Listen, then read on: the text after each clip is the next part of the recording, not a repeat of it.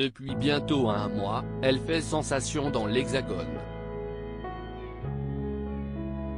En thérapie, adaptée de la série israélienne Betty Bull, est une fiction déclinée en 35 épisodes, qui suit les psychanalyses de 5 patients, Ariane, Adèle, Camille, Léonora et Damien, dans le cabinet du docteur Philippe Dayan, lui-même analysé par une consoeur, Esther. L'histoire survient après les attentats du 13 novembre, point de départ de la série et traumatisme commun à tous les personnages, qui vont, au fil des séances et avec l'aide de Dayan, mettre le doigt sur des traumatismes plus enfouis. L'adaptation, signée Olivier Nakache et Eric Toledano, dépeint avec brio les failles de l'être humain et le cheminement, parfois long, qu'il doit faire pour les identifier.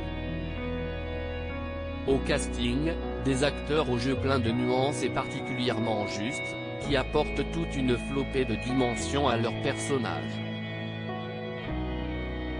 Si les spectateurs connaissaient déjà, pour la plupart, certaines têtes d'affiche à l'instar de Mélanie Thierry, Carole Bouquet ou Florence Poésy, ils ont pu redécouvrir des acteurs à la filmographie plus discrète comme Frédéric Pierrot ou Reda Kateb, plus que convaincants.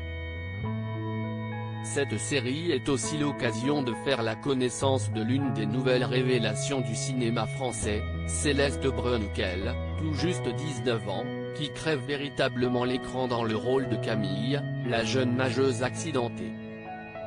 En thérapie, des désaccords entre les scénaristes et la production. Dans une interview avec Le Point, diffusée le 19 février dernier, le scénariste Poimiro a annoncé que lui et son groupe de co-auteurs, composé de Pauline Guéna, Alexandre Manville et Nassim Métard, ne seraient pas de la partie pour la saison 2. La raison ? Il reproche aux producteurs d'avoir minimisé l'importance de leur apport artistique.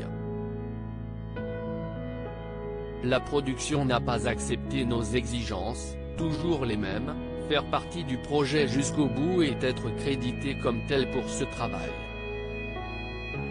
Alors, même si cela n'a pas été une décision facile, nous avons refusé, a-t-il déclaré.